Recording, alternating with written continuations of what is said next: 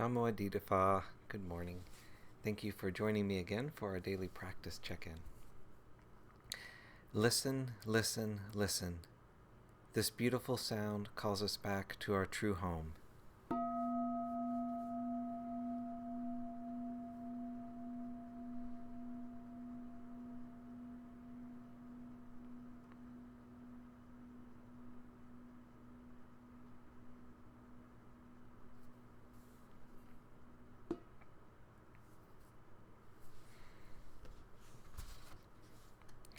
The fourth wonderful precept. Aware of the suffering caused by unmindful speech and the inability to listen to others, I vow to cultivate loving speech and deep listening in order to bring joy and happiness to others and to relieve others of their suffering. Knowing that words can create happiness or suffering, I am determined to speak truthfully, with words that inspire self-confidence, joy, and hope. I will not spread news that I do not know to be certain, and will not criticize or condemn things of which I am not sure. I will refrain from uttering words that can cause division or discord, or that can cause the family or the community to break. I am determined to make all efforts to reconcile and resolve all conflicts, however small.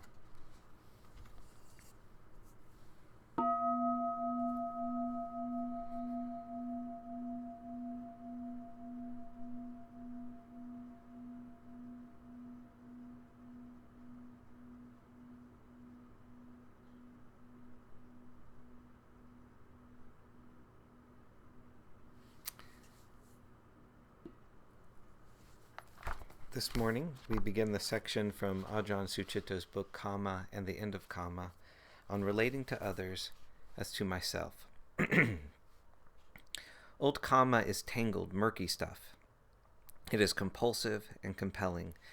When we're in conflict, the habit is to fix the other person in a dark light. And it's also the case that our desires and needs present other people in a very pink light. Sometimes the impression of another person can switch from pink to black in a matter of hours.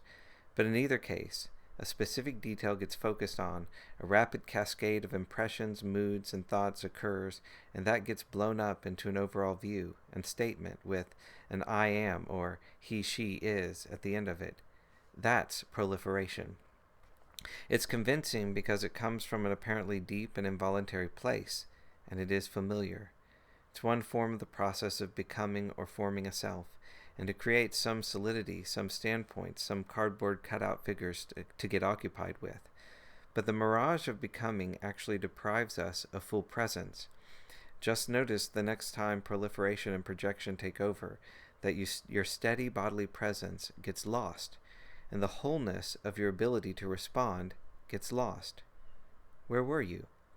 That loss of presence is a mark of the ignorance that becoming is based on. With ignorance, we lose access to clarity, spaciousness, and empathy.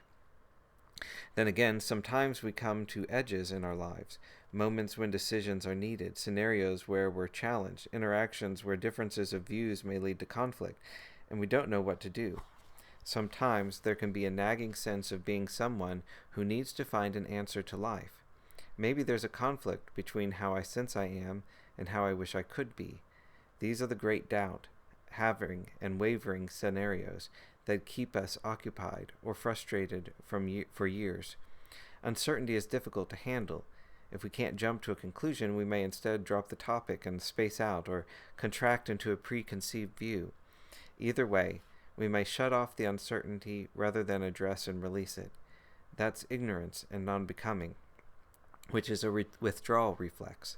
It is a drive to be a self apart from an event or a situation, and it causes us to lose ourselves in disempowerment and abnegation. Proliferations based on that tendency become fixed into life views of resignation, fear, or inadequacy.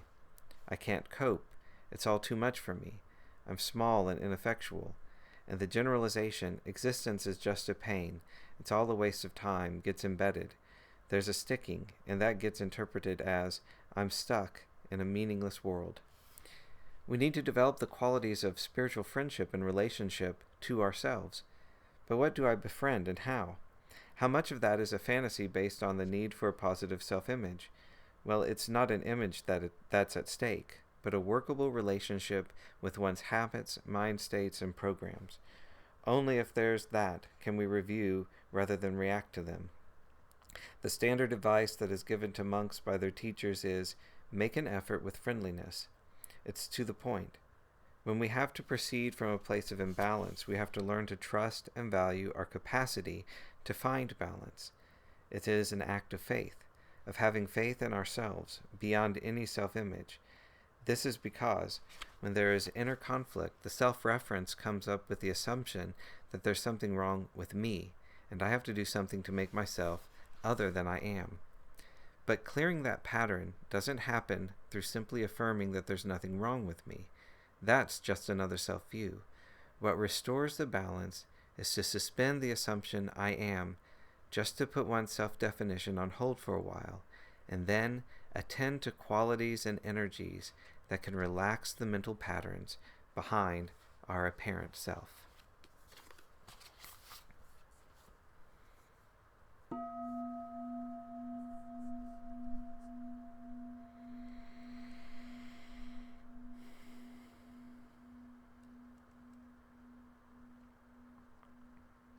May all beings be well. May all beings be happy. May all beings be peaceful. Sadhu. Sadhu. Sadhu. Thank you for joining me today.